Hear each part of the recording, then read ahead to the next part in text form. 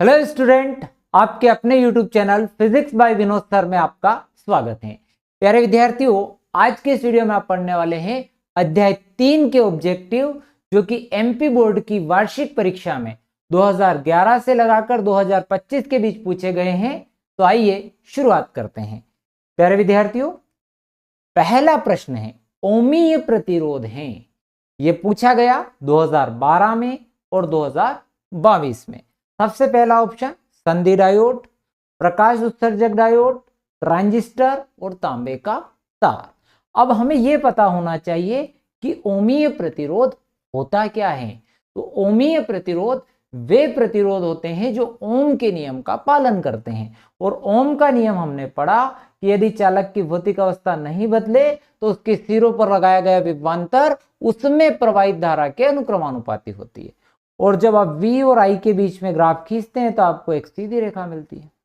ठीक है, जबकि संधि डायोड, प्रकाश उत्सर्जक डायोड, ट्रांजिस्टर, इनमें ऐसा नहीं होता है। तो वही किसमें, तांबे का तार, वो यानी कि तांबे का तार। आप धात्विक तार भी बोल सकते हैं, कभी ऑप्शन में तांबे का तार नहीं हो और क्या ऑप्शन हो, धात्विक तार। ठीक है, तो जो धातु के तार होते हैं उन पर ओम का नियम लागू। तो ओम का नियम केवल धात्विक चालकों के लिए सत्य है, इसीलिए ओमीय प्रतिरोध क्या होगा, तांबे का तार। आगे बढ़ते हैं। विशिष्ट प्रतिरोध का मात्रक ओम, ये वाला है ओम इनवर्स, ओम मीटर, और ये है ओम इनवर्स, मीटर इनवर्स। देखते हैं कौन सा है। आप लोगों ने ये चीजें पढ़ी हुई हैं, मैं थोड़ा सा रिकॉल करा देता हूं। आर समानुपाती एल, आर व्युत्क्रमानुपाती ए, याद आया होगा आपको। जो प्रतिरोध होता है वो लंबाई के अनुक्रमानुपाती होता है और क्षेत्रफल के व्युत्क्रमानुपाती। इसको आप हटाते हैं तो यहाँ एक नियतांक आता है जिसे अपन कह सकते हैं विशिष्ट प्रतिरोध। और आपको इस विशिष्ट प्रतिरोध यानी रो का मात्रक चाहिए, तो क्या हो जाएगा, आर ए बटे एल। आर का मात्रक क्या होता है मेरे बच्चों, ओम होता है। क्षेत्रफल का मात्रक होता है मीटर वर्ग और लंबाई का मीटर। क्या हो गया बच्चों, ओम इंटू मीटर। कौन सा ऑप्शन है, तो ऑप्शन नंबर 3, बिल्कुल सरल। अगला प्रश्न, एक तार का विशिष्ट प्रतिरोध निर्भर करता है। झड़ी लगी हुई है, 2015 में आया, 16 में आया, 19 में आया, 24 में आया। भाई ऑब्जेक्टिव भी रिपीट हो रहा है, तो इनको अच्छे से आप लोगों को कर लेना है और इनसे रिलेटेड प्रश्नों को भी कर लेना है। तो प्रश्न एक, तार का विशिष्ट प्रतिरोध निर्भर करता है, जो कि 2015, 16, 19 और 24 में पूछा गया। ऑप्शन है पहला लंबाई पर, दूसरा व्यास पर, तीसरा द्रव्यमान पर, चौथा पदार्थ पर। भाई हमें एक चीज की जानकारी कि जो प्रतिरोध होता है वो लंबाई पर निर्भर होता है, प्रतिरोध क्षेत्रफल पर भी निर्भर होता है, किंतु जो विशिष्ट प्रतिरोध होता है बेटा, वो न तो लंबाई पर निर्भर होता है न क्षेत्रफल पर निर्भर होता है। लंबाई पर निर्भर नहीं, क्षेत्रफल पर निर्भर नहीं, द्रव्यमान पर तो हो ही नहीं सकता, पदार्थ पर होता है। किसी तार का विशिष्ट प्रतिरोध यानी प्रतिरोधकता, ध्यान रखिएगा, आप लिख लेना कि भाई ये पदार्थ का गुणधर्म है। विशिष्ट प्रतिरोध पदार्थ का गुणधर्म है और यह निर्भर किस किस पर करता है, तो एक तो पदार्थ पर निर्भर करता है, और कभी एग्जाम में ऑप्शन में कभी कहीं ताप आ जाए तो ताप पर भी निर्भर करता है। ताप बढ़ाने पर विशिष्ट प्रतिरोध बढ़ता है। पर हां, यह पदार्थ पर निर्भर करता है, इसका मतलब 1 सेंटीमीटर के तार की भी प्रतिरोधकता वही होगी और 1 किलोमीटर के तार की भी प्रतिरोधकता वही होगी, उसमें कोई अंतर नहीं। तो तार का विशिष्ट प्रतिरोध निर्भर करता है मेरे बच्चों पदार्थ पर। पक्का कर लीजिएगा इसको, बहुत आईएमपी है, आने वाले समय में भी रिपीट हो सकता है, तो पक्के से कर लीजिएगा। अगला प्रश्न, किसी चालक में विद्युत प्रवाह होता है, प्रवाह है 2013 और 2021 में आया। अणुओं का प्रवाह, मुक्त इलेक्ट्रॉनों का प्रवाह, प्रोटोनों का प्रवाह, आयनों का प्रवाह। ये मैं आपको पहले भी समझा चुका हूं, बता चुका हूं। ठीक है,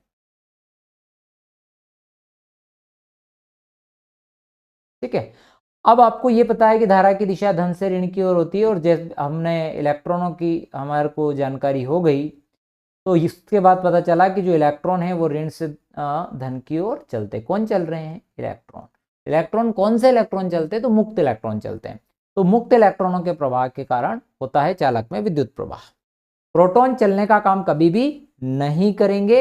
आयनों का प्रवाह जब आप बात करेंगे सेल वगैरह वगैरह, तो सेल के अंदर जब बात करोगे तो वहां जो सेल के भीतर जो विद्युत प्रवाह होता है वो आयनों के कारण। ठीक, अगले प्रश्न पर आते हैं। किरचॉफ का धारा वितरण का प्रथम नियम पालन करता है। तो धारा वितरण का जो प्रथम नियम है वो किसका पालन करता है? ऊर्जा संरक्षण का नियम, आवेश संरक्षण का नियम, संवेग संरक्षण का नियम, द्रव्यमान संरक्षण का नियम। प्यारे विद्यार्थियों, किरचॉफ का जो प्रथम नियम है वो हो गया सिग्मा I बराबर 0।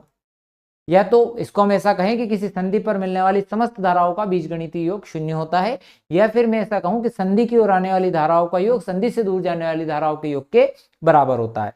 तो सिग्मा I को आप लिख सकते हो मेरे बच्चों dq/dt बराबर 0। तो ये हो गया सिग्मा dq बराबर 0, यानी कि q बराबर 0। q बराबर 0 यानी कि q नियतांक आ गया, यानी कि q का मान बदलेगा नहीं मेरे बच्चे।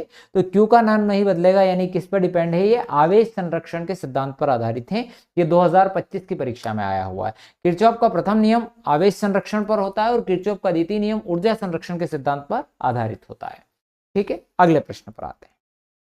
प्रश्न है, अर्धचालकों का प्रतिरोध ताप गुणांक रिक्त स्थान होता है। ये 2011 और 2017 में पूछा है। तो अर्धचालकों का प्रतिरोध ताप गुणांक ऋणात्मक होता है।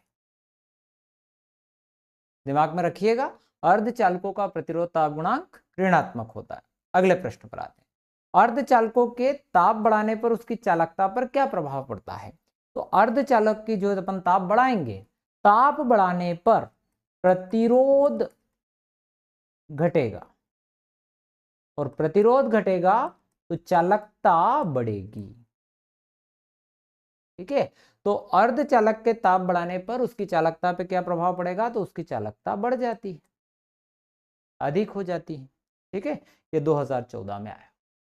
अगले प्रश्न पर, धारा घनत्व का एसआई मात्रक है। ये 2020 और 2023 में पूछा गया है। धारा घनत्व होता है J बराबर I/A। धारा का मात्रक हो गया एम्पियर और क्षेत्रफल का मात्रक हो गया मीटर वर्ग। एम्पियर प्रति मीटर वर्ग, ये धारा घनत्व का एसआई मात्रक। अगला प्रश्न, मीटर सेतु रिक्त स्थान के सिद्धांत पर कार्य करता है। ये 2021 और 2022 में पूछा गया प्रश्न। मीटर सेतु किसके सिद्धांत पर कार्य करता है? तो व्हीटस्टोन सेतु के सिद्धांत पर कार्य करता है। ठीक, अगले प्रश्न पर, अनुगमन वेग पर ताप का क्या प्रभाव पड़ता है?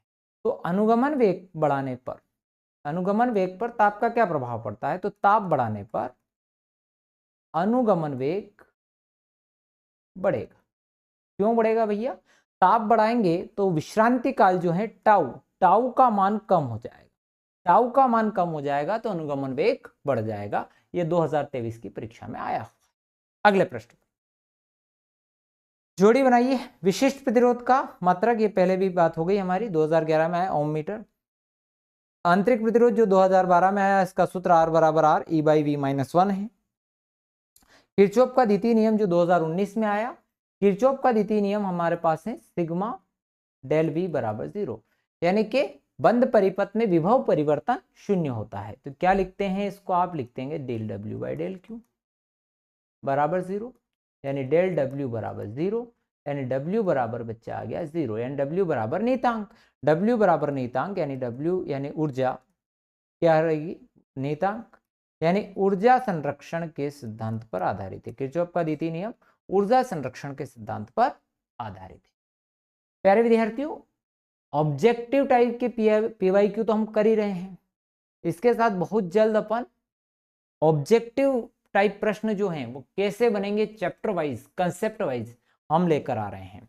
तो दोस्तों, अभी तक आपने चैनल को सब्सक्राइब नहीं किया है तो चैनल को सब्सक्राइब कर लीजिए और अपने दोस्तों के साथ शेयर करना मत भूलना। थैंक यू वेरी मच, मिलते हैं नेक्स्ट वीडियो।